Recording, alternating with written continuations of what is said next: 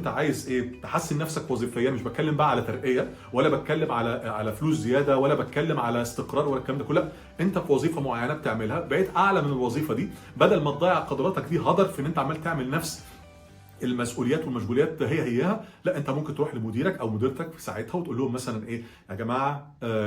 لو سمحتوا انا اتمنى ان انا اخد نوع تاني من التاسكات، تمام، او اوردرات العمل او ايا كان اللي بتسميه انت في وظيفتك، اخد نوع تاني من الشغل اللي انا بشتغله عشان خاطر عايز انمو وارتقي واواجه تحديات جديده، عشان خاطر انا بقالي فتره حاسس ان انا خلاص قدرت ان انا اواجه كل التحديات الفتره اللي فاتت في الشغل بتاعي وحاسس بملل. فانت ممكن تقول حاجه زي ده، حتى مش شرط تقول حاسس بملل، ممكن تقول انا عايز اواجه تحديات جديده حاجه كده، تمام. فانت حاجه زي دي انت ممكن تشاركها مع المديرين بتوعك، ليه؟ لانها ما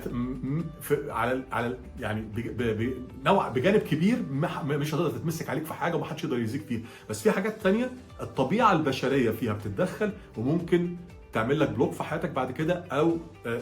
توقف تطورك في مسارك الوظيفي، او تخلي حد مثلا يستغلك اسوء استغلال.